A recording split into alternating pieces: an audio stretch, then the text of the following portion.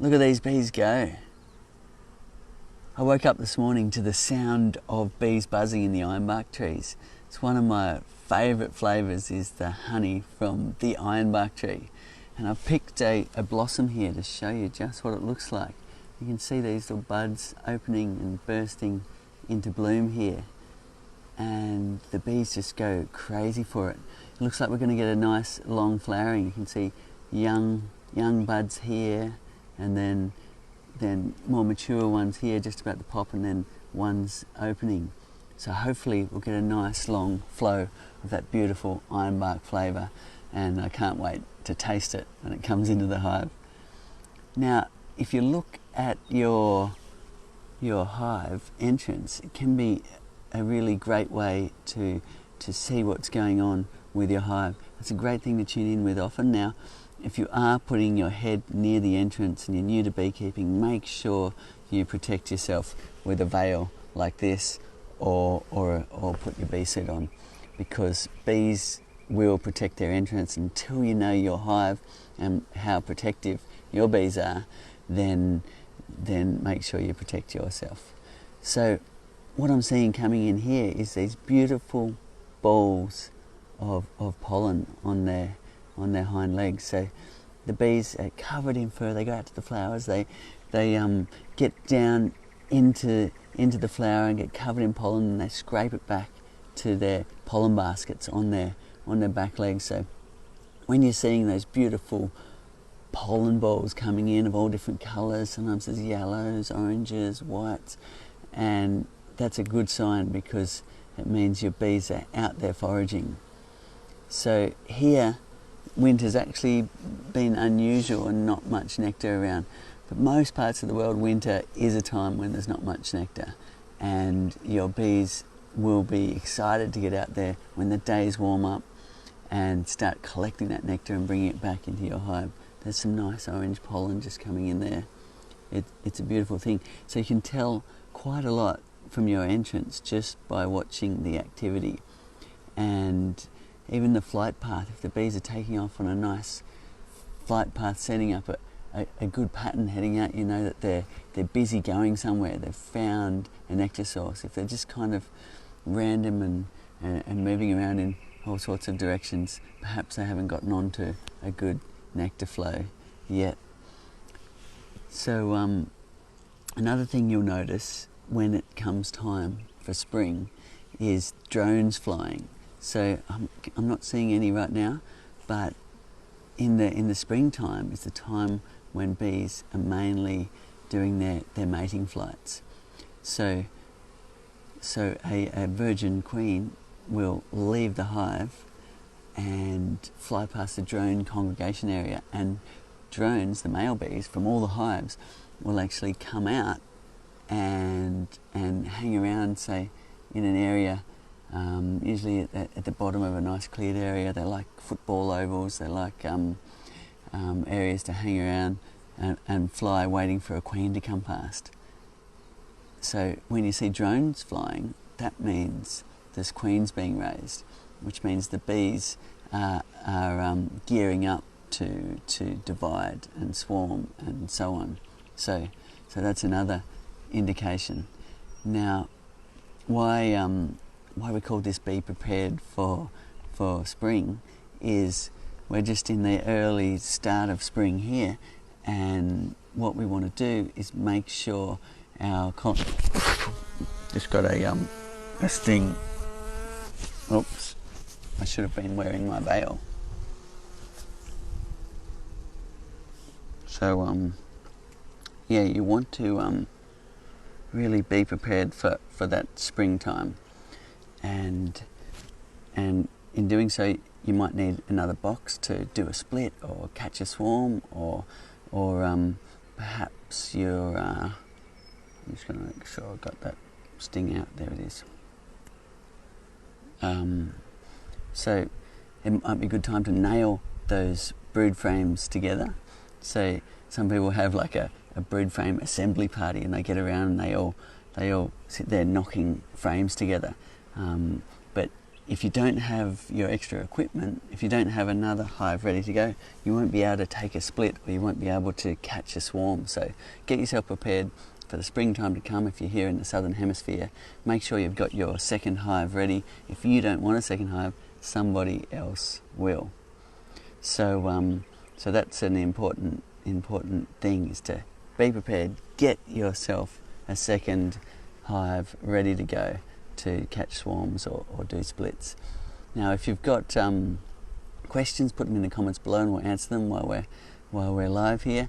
And also let us know what's happening in your region, because some parts of Australia are in drought and there's not much happening yet. Some parts are very cold still and the bees aren't even really flying. I'm just going to put this veil on because the bees are getting a little grumpy about me being so close to their entrance. So make sure to protect yourself. Obviously I didn't, and I got a sting on my lip. So some people do have quite severe allergic reactions to bees, so do keep that in mind when you're beekeeping, when you have others around your hives as well. So some parts of Australia don't have much nectar coming in yet. Some parts are really cold, but let us know what's going in your area.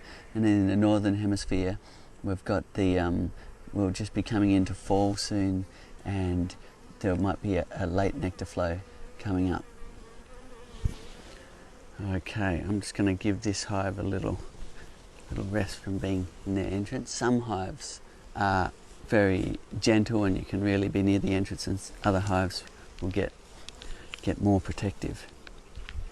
So let's come have a look what's going on at this hive over here. So a little less activity on this one. You can see still some nice pollen coming in, and but not quite so many bees flying yet. So every hive will be different, and that's one reason it's good to have more than one hive, because one will be doing really well and another one might be doing mediocre, another one might be doing quite poorly and need requeening in order to get enough egg laying and get enough activity in your hive. So it's always good to have a number of hives so you can really make the best of the flowering season. If you've got questions, put them in the comments below, and also let us know what's going on in your hive if you've got a hive at home already. Cedar, we have a question from Rick. He says, do you have a strategy for rotating brood frames out? Okay, so that's a great topic to bring up in being prepared for spring, is the spring management. So rotating brood frames out is something beekeepers often do in spring to open up the brood nest. So in here you've got your conventional frames, wood and wax, or whatever type of brood frame you like to keep, and after a while the wax builds up so many cocoons. So they've been used for brood so much that they get quite dark and old, and it's a good idea to rotate them out of the hive. Now the way I do that is I'll shift them towards the edge. Typically frames on the edge don't have much brood in them, if any. So as soon as you can see they've got no brood in them, you can then take them out. You can cut that old dark comb out that has honey in it. If it's on the edge, you can enjoy eating the honey, and then you've got a new frame that you can put back into the center of the nest, and so on. So you get this cycle happening where you put new ones, usually in positions here and here, not breaking up the very center of the brood nest. But it's typical to put a nice fresh frame for the bees to get started on in spring, here and here, to open up that brood nest, and then they're less likely to swarm. So one of the triggers of swarming is that overcrowding and not enough space to lay eggs, so that will limit the swarming. But the best thing, I think, is to take a split. So taking a split's a great thing to do. But getting back to the question, yes, rotating the brood frames out is a good idea. After a couple of years they do get quite old. Shift the older ones to the edge, let them fill with honey, and then you can remove them from the hive. Now if you're using naturally drawn comb, you can do it right in the field. You can just cut the comb out, put it in a tray, take it away and put that frame straight back into the hive. More questions? Reese has had his super on for 2 weeks, but nothing's happening yet, and he's in Ballina. Okay, Ballina is very close to here. Nice one.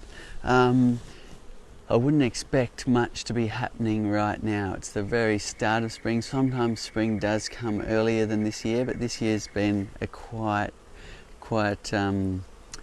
not much of a nectar flow during the August. Sometimes it starts earlier than it has now.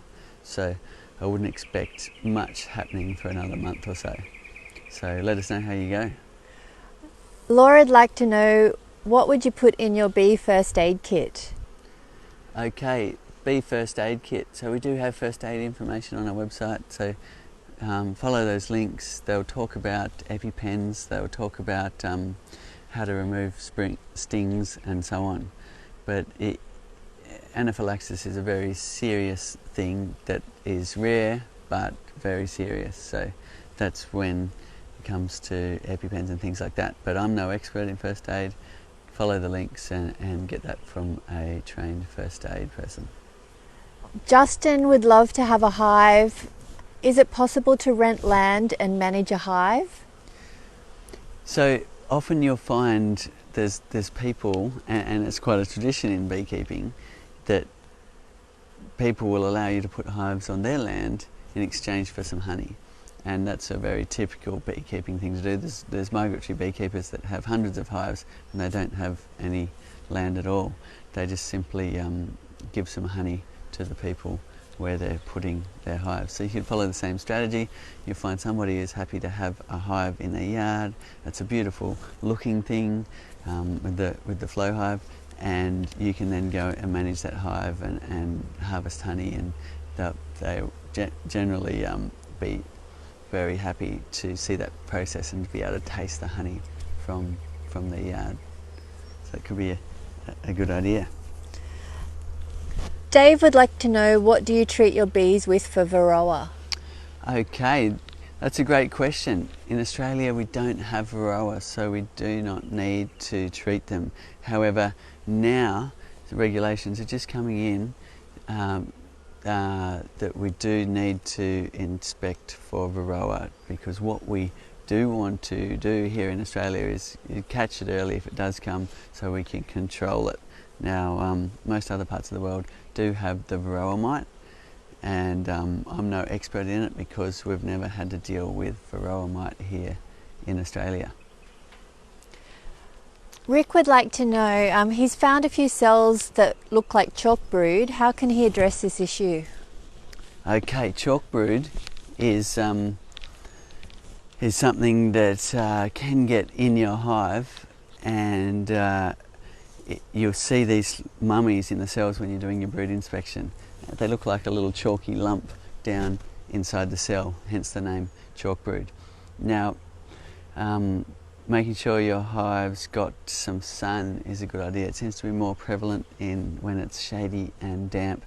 The next one is requeen. So you'll find that if you requeen, hopefully next time you get genetics that will clean out the chalk brood and deal with it. So that's generally what beekeepers will do.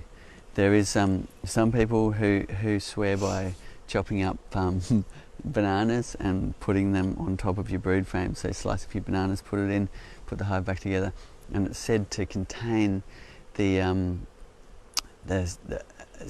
same pheromone, the sting pheromone actually, and it drives the bees a bit wild. And it's said that the bees will then do this amazing spring clean. It's like I guess if a dog poos on your carpet inside, you don't just clean that area, you probably clean the whole carpet, you know. And so I think it works a bit like that. However, I haven't tried that, so I don't know. But if you want to try it, then let us know how you go. Chloe would like to know, when setting up the brood box, how many frames does she need?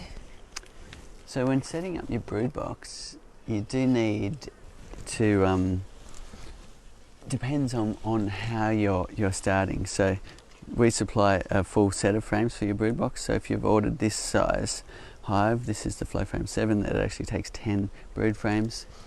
If you've ordered this size over here, then that'll be 8 brood frames. So put them all together, you will eventually need them all, and then it's a case of what method you want to do in order to start your hive. So if you're taking a split, you might get 3 or 4 frames out of somebody else's hive, and then use the frames you've put together to put either side of it. If you're catching a swarm, then you'll need all of your frames, and we've got videos showing you how to do that. If you're ordering a nucleus, you might get 5 frames, in which case you'll only need a few of your frames to fill the rest of the brood box. Good questions. Alison is asking, do you have any issues with the bees taking over the pool, having them so close by? We don't. However, you will find the odd bee in the pool. In fact, I can see some drinking there now. And the reason you find bees drinking at the pool is bees need minerals, and just like we do, and they'll go there for the salt. If you give bees a water source that's got some salt in it and a water source that doesn't, they'll always go for the salty one. And if you switch it around, they'll change to the salty one. There's been some good experiments by Fred Dunn on that.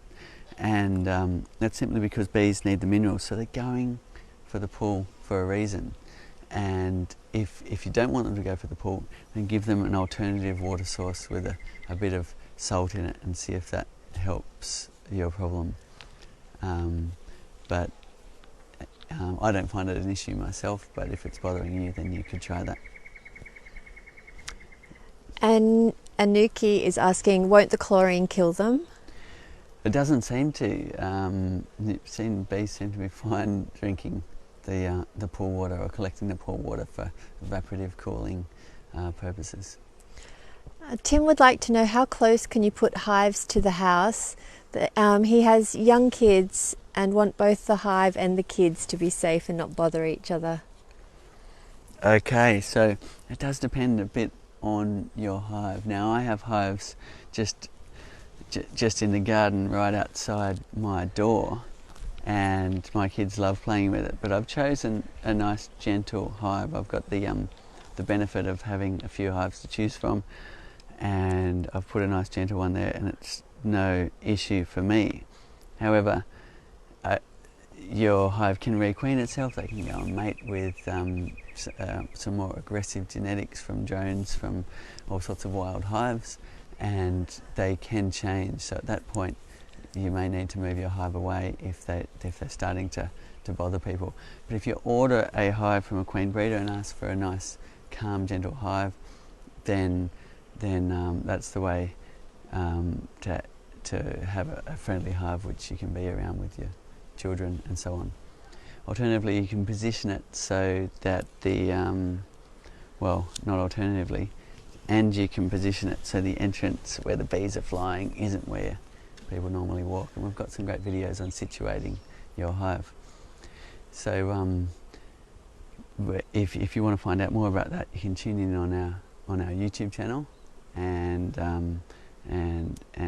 we go through a whole number of steps of what to look for when choosing where to put your hive.